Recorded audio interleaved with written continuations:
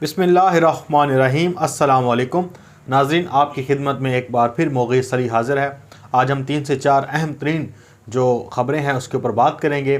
पहली एक ख़बर जो होगी उस पर नाज़रीन हम रोशनी डालेंगे किस तरह से इस हुकूमत के ख़िलाफ़ फ़ेक न्यूज़ फैलाई जा रही हैं। और हामिद मीर और सना बुचा तो खैर सहाफ़ी नहीं है और वो शोबिज़ इंडस्ट्री से यहाँ पर आई है और अपने आप को सहाफ़ी कहती है, लेकिन हालांकि वो मुकम्मल तौर पर एक ग़ुलाम है मुस्लिम लीग नून की। और उनकी तमाम बातें नज़र भी आ रही हैं कि ग़ुलामी की ज़ंजीरें उन्होंने पहनी हुई हैं और ट्विटर पर वो फ़ेक न्यूज़ फैलाने में आगे हैं। साथ में ही इमरान खान साहब ने भी हामिद मीर को एक बार फिर झूठा साबित किया है और वो कैसे किया है वो मैं इस वीडियो में बताऊंगा। साथ में ही इस वीडियो में हम जिक्र करेंगे कि नून लीग के पास कौन सी ऐसी गंदी वीडियोज़ हैं जिनके ऊपर वो सियासत करना चाहती हैं या ब्लैकमेल करना चाहती हैं।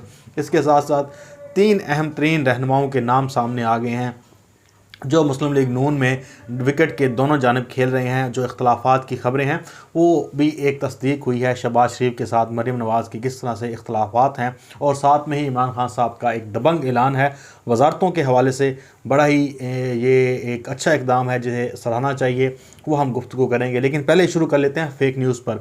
जैसे हम अक्सर बात करते रहते हैं नाज़रीन, जो हमारे सुनने वाले हैं पुराने लिसनर्स जो हैं उन्हें पता है कि इस हुकूमत के ख़िलाफ़ इस जो जितना अर्सा हुकूमत कर चुकी है इसके दौरान जितनी फ़ेक न्यूज़ का बाज़ार गर्म किया है, शायद ही पाकिस्तान की तारीख़ में किसी हुकूमत के ख़िलाफ़ फ़ेक न्यूज़ फैलाई गई हों। यहाँ पे तो एक बाज़ार लगा हुआ है, जुम्मा बाज़ार। और अब कौमी सलामती के इदारों और साथ में ही इमरान खान की हुकूमत पर क्रिटिसाइज़ करने के लिए एक तो पहले छुपे हुए और दबे अल्फाज में लोग बातें करते थे या किसी को आगे करके, अब हामिद मीर और सना बुचा ने फिर से मोर्चा संभाला है और उन्होंने फ़ेक न्यूज़ जो है वो ट्विटर पर शेयर की। किसकी? वो आपको पता है कि पाकिस्तान में गद्दारों की तो एक बहुत लंबी फहरिस्त है, लेकिन पीडीएम जिसकी जो है पता चल चुका है कि इसको फ़ौरन जो है फंडिंग होती है और इनको जो सपोर्ट करने वाले हैं वो सब उसी कैटेगरी के हैं। वही लोग हैं जो पाकिस्तान को फलता फूलता नहीं देख सकते।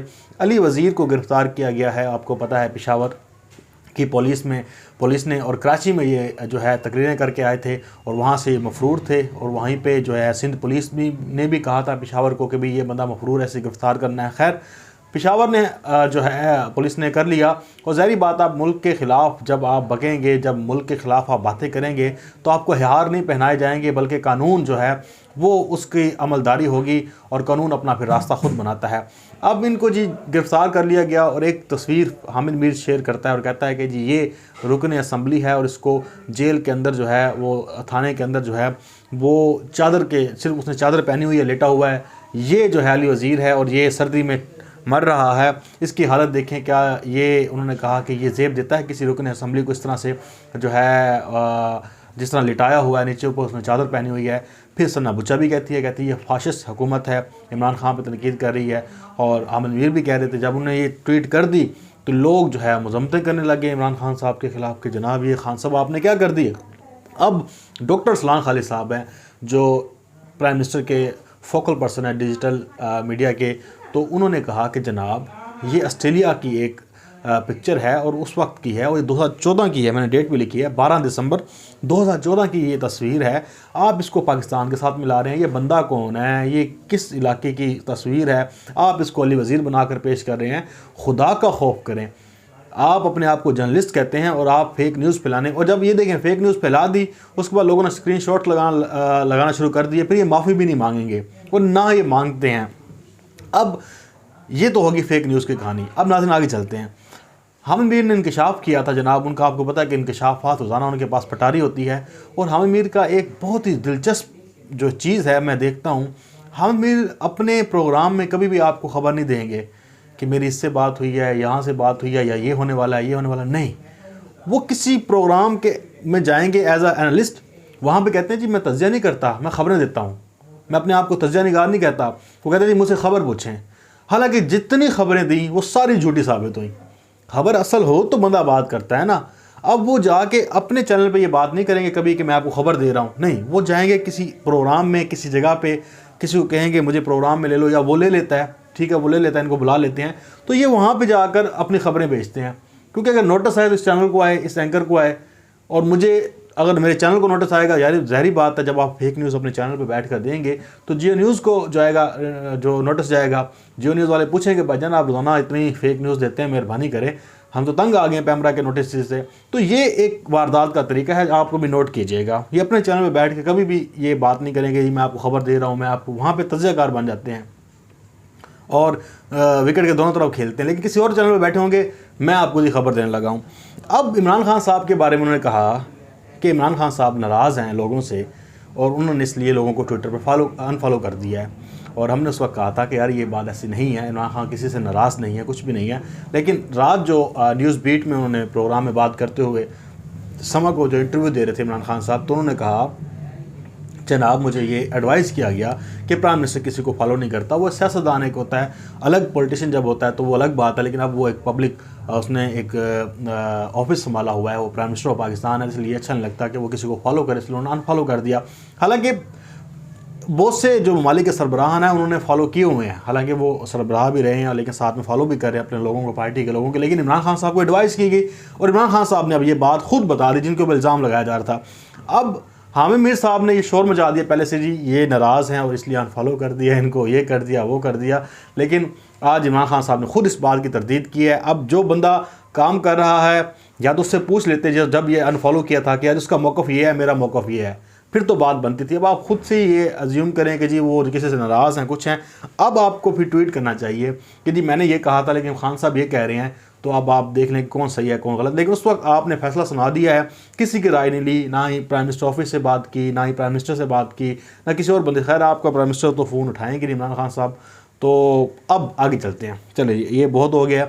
आगे जनाब पहले चलते हैं कि ये जो वजारतों वाली बात है, 12 के करीब वजारतें हैं। इमरान खान साहब ने कहा या काम करो या घर जाओ, और ख़ान साहब ने कहा कि बहुत कुछ हो गया है। अब क्योंकि शुगर की जो प्राइस है वो नीचे आने लगी हैं, सब्जियों की कीमतें बहुत कम हो गई हैं, सस्ती हो गई हैं। उसके अलावा जनाब ये आपकी जो इंडस्ट्री है सीमेंट की, ये बूम कर रही है। इंडस्ट्री जो है वो आपकी जो फैसलाबाद में, सियालकोट में है, ये आपकी बूम कर रही है। आपके मार्केट में मोबाइल्स वगैरह हैं ये बिक रहे हैं। गाड़ियों के हवाले से खुशखबरी आ रही है। तो अब खान साहब ने कहा है कि अब मज़ीद जो है वो कहते हैं ना एक्सीलेटर पर पाँव रखना है और स्पीड जो है वो 100 पे है तो अब आपने 120 पे कर देनी है। तो 12 वजारतों को उन्होंने, इमरान खान साहब ने उनसे कारकर्दगी रिपोर्ट तलब कर ली है, उनसे आने वाला, ये हर दफ़ा इमरान खान साहब मंगवाते हैं। और अब जो कहा गया है कि बड़ी सख्ती है, और क्या पता इमरान खान साहब को, अगर आपको पता है कि खान का जब मीटर घूमता है तो फिर वो ऐसे काम करते हैं कि जो लोगों को समझ ही नहीं आता कि यार ये इस तरह भी सोच सकते हैं खान साहब। तो इमरान खान साहब ने फिर फैसले लेने हैं, फिर ये रोएंगे कि जी आप खान साहब ने चेंजिंग कर दिया, ये कर दिया, वो कर दिया। लेकिन अब कारकर्दगी, एक सेनेट इलेक्शन और आगे कारकर्दगी, अब ये 2-3 साल कारकर्दगी के हैं इंशाल्लाह। और इमरान खान साहब ने कल कहा है कि अब मुश्किल वक्त से पाकिस्तान निकल आया है, बहुत मुश्किल वक्त पाकिस्तान देख लिया है, अब काम पे तवज्जो है और इंशाल्लाह बेहतरी की तरफ हम जाएंगे। आगे जी जो मैंने बात की कि जो 3 नाम सामने आ रहे हैं वो एक ख्वाजा आसिफ का है, एक अयाज सादिक का है और राना सनाउल्लाह का है। राना सनाउल्लाह के बारे में तो आबिद शेर अली का बाप भी जो है वो उन पर इल्ज़ाम लगा चुका है कि जब ये फैसलाबाद से चला था तो अपनी गाड़ी पे चला था, बंदे ने लेके आया था। ख्वाजा आसिफ के बारे में ये बात थी कि सियालकोट से बंदे ने लेके आया, और अयाज सादिक जो है वो लाहौर से उसने बंदे नहीं निकाले क्योंकि वो विकेट के दोनों जानब खेलना चाहते थे और बड़ी मुश्किल से वो अपने आप को सर्वाइव कर रहे हैं। राना सनाउल्लाह को मोहलत मिली हुई है, ये जो मंशियात बेचता रहा उसी केस में।